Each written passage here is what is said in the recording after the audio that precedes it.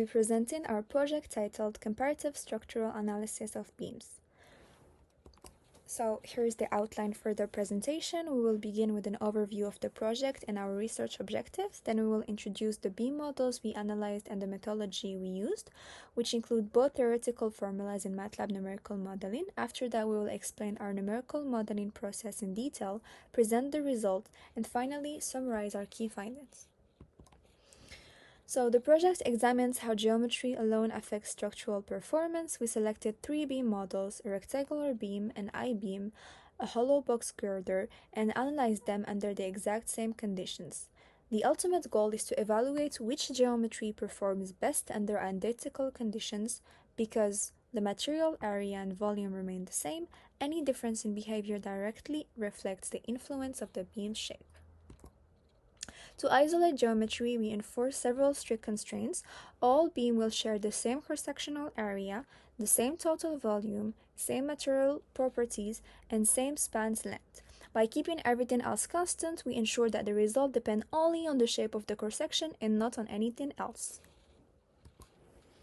Here we show the 3 beam models used in the study: the I-beam, which is known for a very high bending stiffness, rectangular beam, which we use as the baseline, and the hollow box girder, which is strong in both bending and torsion. Each design has been constructed to keep the material quantity identical. As for the methodology, before performing the calculations, we define 3 loading cases. These cases are chosen because they isolate different structural behaviors and allow us to study bending, distributed load, and torsion separately. As you can see, the different cases are here. First, we have the center point load. Case 2 is mid-span distributed load, and finally the extracted load. In this slide, we have diagrammed 3 different load cases. For all models, the beam length is fixed at 200 mm and the geometric cross-sections remain consistent. Based on the free body diagram shown earlier, we calculated the moment of inertia, transverse shear stress, and maximum deflection for each beam. When comparing the results, the I-beam showed the highest transverse shear stress, while the rectangular beam showed the lowest. However, in terms of maximum deflection, the rectangular beam had the largest displacement, whereas the hollow box girder showed the smallest deflection, making it the most resistant to bending. Moving on to case 2, the mid-span distributed load. Although both shear stress and deflection values are higher than in case 1 due to increased total load, the overall performance trend among the beams remained the same. Finally, case 3 show this exact same pattern as well. Into the MATLAB modeling process, our code is divided into 4 main files that work together. Comparative is the main driver. It defines the loads, loops through each beam type, calls the analysis functions, and generates all final plots. Analyze Bridge performs the structural calculations. It computes shear, moment, curvature, and deflection slice by slice along the beam. Create Bridge generates the binary cross-sectional masks for each geometry. And finally, Render Bridge produces the 3D visualization of the beams, which will help verify that the geometry is modeled correctly.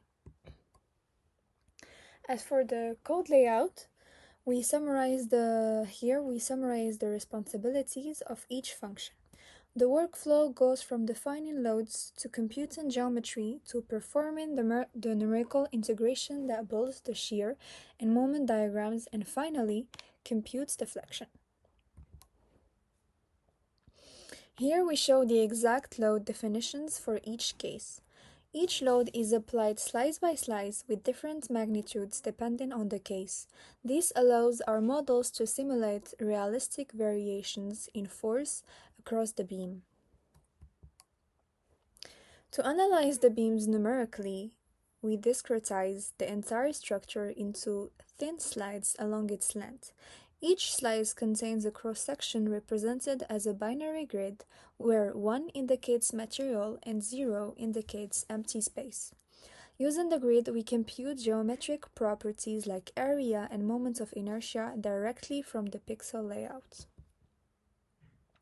To calculate the moment of inertia numerically, we slice each beam along its length. For each slice, we compute the area, find the centroid, and sum the squared distances of all material points to the centroid. This gives an accurate moment of inertia distribution along the span, even for irregular shapes.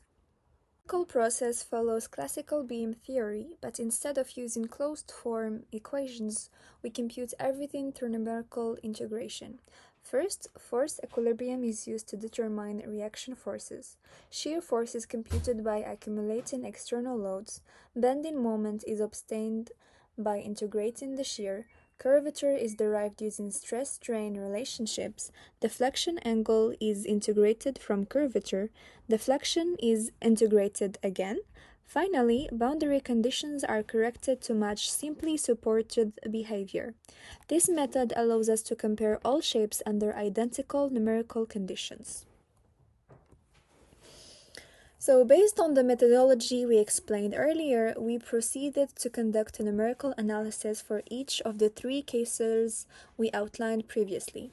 We systematically tested our numerical model using 3 different resolutions: 1 mm, 0.1 mm, and 0.05 mm for the 3 cases.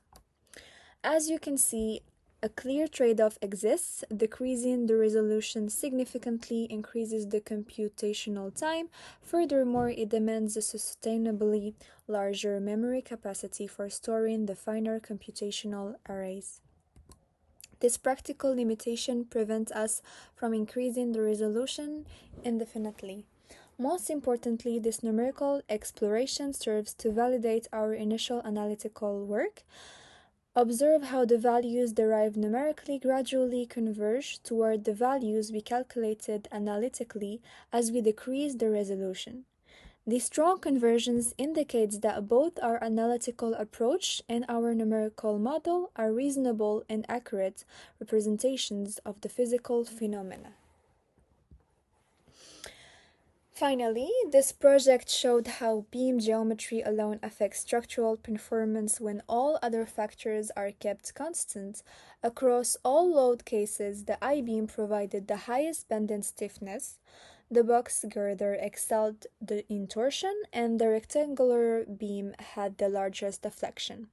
Our MATLAB numerical model closely matched the analytical calculations, with the results conversion as resolution increased, confirming the accuracy of both methods.